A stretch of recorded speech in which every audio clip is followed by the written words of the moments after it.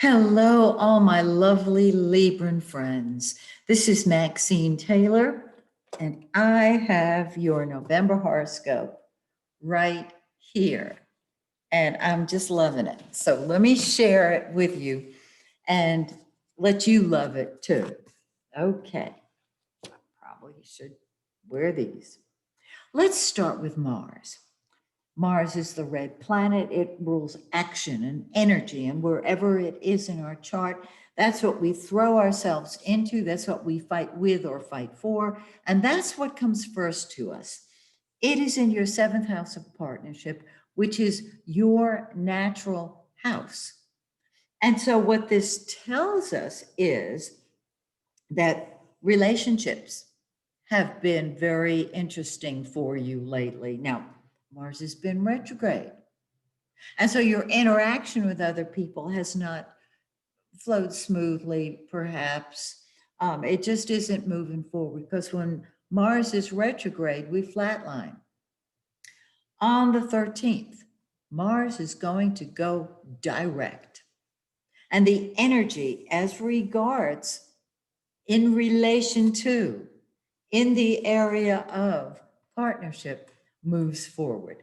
Now, Mars is going to be in the shadow of the retrograde Mars until the first week of January 2021. However, I have experienced and observed that when Mars goes direct, we feel it. We're moving forward. That's the good news. Let's go over here where all this beautiful activity is. Let's start with Venus, your own planet. Venus rules Libra. Venus is love and beauty, and it's been in your first house. Oh, so you've been beautiful.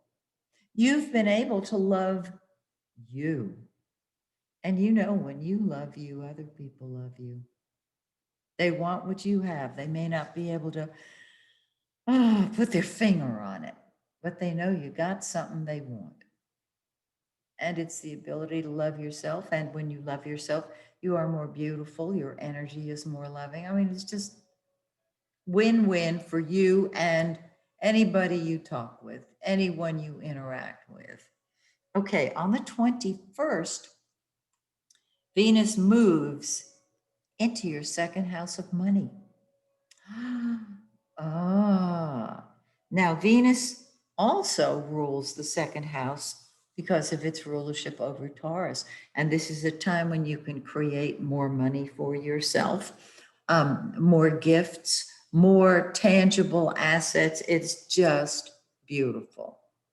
I love it. Mercury, the blue planet, has also been in your first house. So this is a time when you focused on you. It's very important to focus on you when you have planets in your first house, because that's when you're at your personal best. All right? Wherever Mercury is, that's what you think about and talk about. Cool. Mercury has also been retrograde, which means everything's been confused. Have you thought, gee, I'd love to change my hairstyle, but we're confused? Mercury in the first house of your physical body. Yeah, I believe it. On November 3rd, Mercury goes direct. November 3rd is election day. The energy changes. And what was confused now has the, or then has the ability to move forward. Mercury is going to be in the shadow of the retrograde till the 19th, though, and I think that's when the final ballots will be tallied from the presidential and all the elections. So you've got Mercury thinking about yourself in the first house. Take advantage of this until the 10th. Then it moves into your second house as well. And so you'll be thinking about your money. You'll be talking about your money, how to increase it. This is marvelous. Now, Mercury's going to be in the shadow of the retrograde mentioned till the 19th. And then I think that's when your money will really increase because there's no holding back. My suggestion is that until the 19th, you wait to start new projects. You tie up the loose ends of unfinished projects during that time. And then after the 19th, you move forward. Okay? So on the 21st, Venus moves into your second house of money. The sun, the yellow planet, is sitting in your second house, creating assets, creating money. And on the 21st, it moves into your third house of communication. Are you writing a book? Do you have a blog out? Do you do videos? This is the time to express you. Mercury, by the way, is going to move from your first house into your second on the 10th. So it goes direct in your first house on the 3rd, and you're thinking about yourself differently. This is cool. And Venus and the sun will both move simultaneously into their new houses on the 21st. Now we have a new moon on the 14th and 15th. Depending on where you live on this planet, it's either the 14th or the 15th.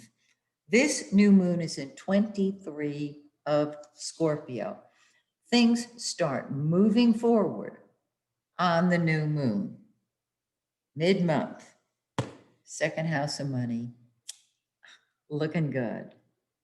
We have a full moon on November 30th. Now, the full moon this time is a lunar eclipse. Eclipses are enormous. On the full moon, things come to a head. If it's an eclipse, they really come to a head.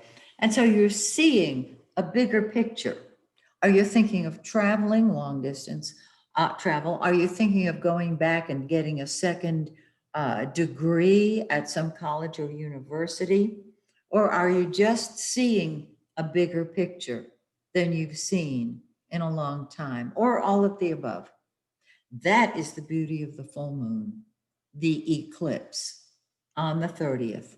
That eclipse is going to be strongest the spring of 2021. So plan now for that time. Don't you love this forecast? I especially love the fact that Mars is going to go direct in your seventh house of partnership. Yes. So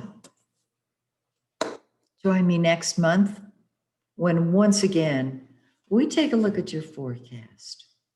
Until then, may the stars shine brightly on you and yours.